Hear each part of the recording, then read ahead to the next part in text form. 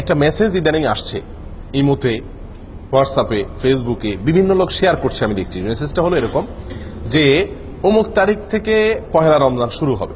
এই সংবাদটা আপনি যদি একজন মানুষকে প্রথম দেন তাহলে আপনার জন্য আল্লাহ জাহান্নাম হারাম করে দিবে। বলেন সুবহানাল্লাহ। আমিন না লিখে যাবেন না, আমিন না বলে যাবেন না। এরকম একটি মেসেজ আমরা ইদানিং দেখছি যে এটি আপনার ফেসবুকে, আপনার ইমোতে, হোয়াটসঅ্যাপে বিভিন্ন জায়গায় মানুষ শেয়ার করতেছে এবং আমার কাছে বহু লোক পাঠাইছে দেখলাম। তো এই যে একটি জিনিস, এটার ভিত্তি কতটুকু? দেখুন, প্রথম কথা হলো রমজান কোন দিন শুরু হবে এটা তো শাবানের চাঁদ দেখার পরে বোঝা যাবে। এখনো শাবানের চাঁদ দেখা বহুত বাকি আছে, তার আগে থেকে অমুক তারিখ থেকে রমজান, এটা তাহলে প্রথম একটা মিথ্যা দিয়া শুরু, একটা প্রতারণা দিয়া শুরু। দ্বিতীয়ত কথা হলো, এরকম কথা নবী সাল্লাল্লাহু আলাইহি সাল্লাম কখনো বলেন নাই। এটা নবী সাল্লাল্লাহু আলাইহি সাল্লামের মিথ্যাচার।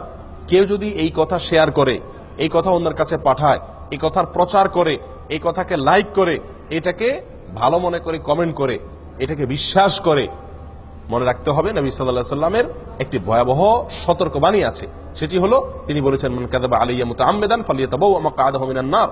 যে ব্যক্তি আমার বিষয় মিথ্যা প্রচার করবে, আমার নামে কোনো কথা আমি বলি নাই, সেটাকে আমার বলে আমার পক্ষ থেকে প্রচার করবে আমার নামে মিথ্যা কথা, সেই জন্য তার ঠিকানা জাহান্নামে জেনে রাখে, নিশ্চিত জেনে রাখে। মুহাদ্দিসিনে কেরাম বলেন, যত হাদিস আছে সারা পৃথিবীতে, অনেক মুহাদ্দিসদের দৃষ্টিতে সবচেয়ে বেশি প্রচারিত, প্রসিদ্ধ, বিশুদ্ধ, মুতাওয়াতির হাদিসগুলোর ভিতরে এই হাদিস অন্যতম। আমি কি বুঝাতে পারছি? এত জঘন্য বিষয় যে নবী সাল্লাল্লাহু আলাইহি সাল্লামের নামে আপনি মিথ্যাচার করছেন। প্রিয় ভাইরা, না বুঝে এই মেসেজটা আমরা অনেকেই শেয়ার করছি, অনেকের কাছে পাঠাচ্ছি, এটাকে বিশ্বাস করছি। মনে রাখতে হবে, এরকম কোন কথার ভিত্তি শরীয়তে নাই। রমজান অমুক তারিখ হবে, অমুক তারিখে হবে, এই সংবাদটি আপনি যদি প্রথম কাউকে দেন তাহলে আপনার জন্য জাহান্নাম মাফ হয়ে যাবে।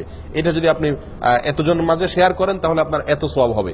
এই সংবাদ শেয়ার করলে গুনাহ হবে, এই সংবাদ শেয়ার করলে গুনাহ হবে, কারণ এটা নবী সাল্লাল্লাহু আলাইহি সাল্লামের নামে মিথ্যা কথা। কোথাও কোনো জাল হাদিসও এরকম কোনো কথা নাই। সহিহ হাদিস তো দূরের কথা, কোনো জাল হাদিসেও এরকম কোনো কথা পাওয়া যায় না। এটি সম্পূর্ণ মন গড়া কে বা কারা চালু করেছে। এই সমস্ত মেসেজ থেকে আমাদেরকে সাবধান হওয়া উচিত। আল্লাহ আমাদের ঈমান আমল রক্ষা করেন।